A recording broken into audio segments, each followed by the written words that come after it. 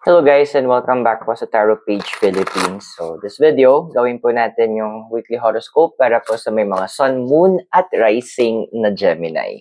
So kung bago po kayo sa channel, subscribe, like, and share. Kung hindi nyo po alam kung ano yung Sun, Moon at Rising sign nyo, importante siya.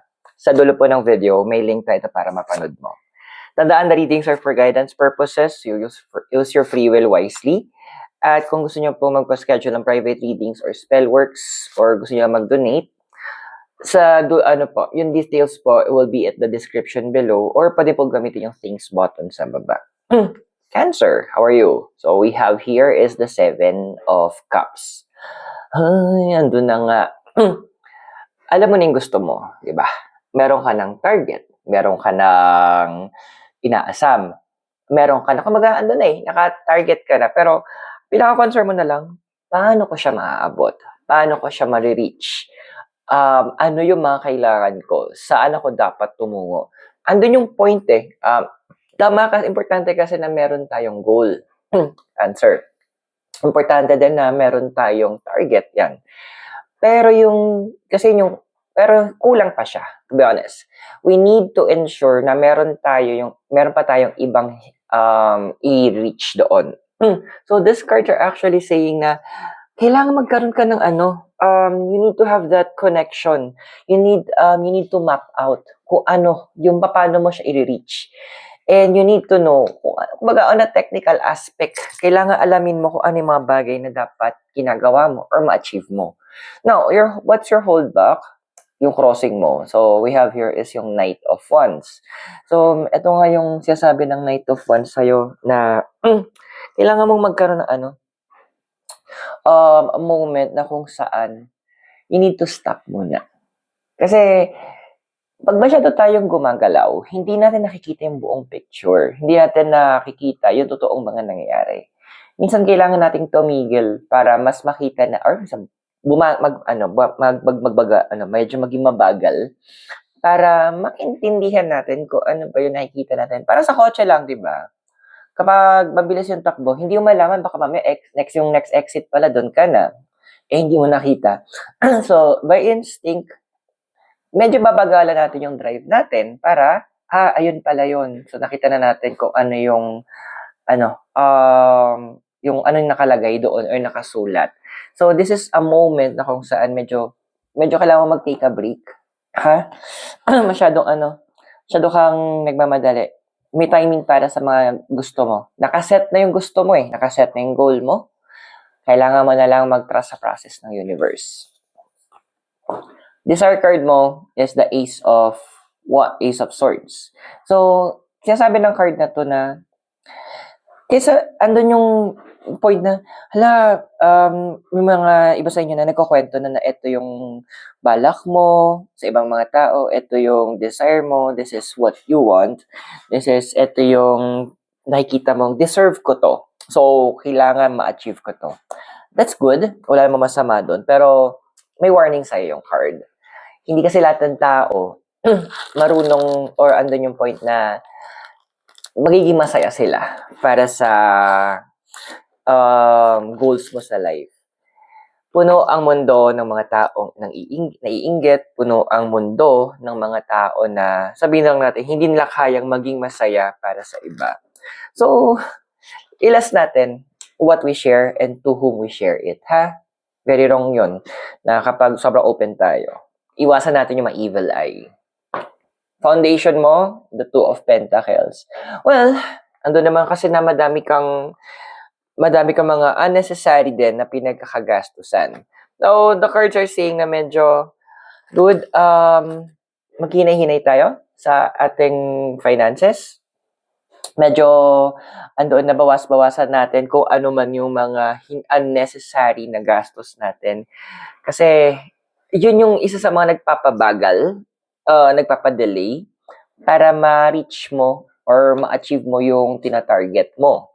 Now, in the past naman, naintindihan ko with the Four of Pentacles kasi, well, may point kasi nakakaloka lang pero hindi to para sa lahat Medyo may selecto. Cancer na. Yung iba sa inyo parang kasi kaya kayo gusto nyong maging achiever kasi may gusto kayong patunayan sa family nyo. And yung iba sa inyo parang na-compare, hindi ko alam kung sa kapatid or sa pinsan, kung kaninong kamag-anak. That hurts. Masakit. Kasi hindi, no one deserves to be compared. Dapat nga inspired siguro. Pero kasi yung pamamaraan nila, medyo sabihin natin na andoon na namamahiya na. Hindi lahat kasi ng tao kaya i-take yun eh. And a lot of you, sa House of Cancer, hindi siya maganda. Alam nyo na it's something na hindi nyo gustong natatanggap mula sa ibang tao. Kaya siguro ang dami sa inyo nag-close ng emotions. Parang dead ma, kaya minsan may iba sa inyo masakit na lang magsalita or sarcastic or pinipili nyo lang maging dead ma kapag may mga ganon. Now, in the future naman, na ikaw, yung Six of Wands. So, si Six of Wands, medyo nagpapaalala din siya na, yes, there will be a triumphant entry. Andoon na malagay ka sa pedestal. Pero madami mong mga kailangan baguhin. And those people na talagang sabihin natin, kung titingnan natin yung mga tao naging successful sa mga fields nila, sa kanilang mga kung nasaan sila, inaral din nila, oo, kailangan ng puso. Pero hindi lahat puro puso. Kaya nga binigyan din tayo ng pag-iisip para gamitin natin ito. Kasi andoon na pinapaalala sa'yo ng in the future you, ifo-focus mo din eh. Ang dami sa inyo bilang mag-take a break para medyo mag-regroup, tapos mag-reassess. Ano ba yung kulang? Ano ba yung meron ako?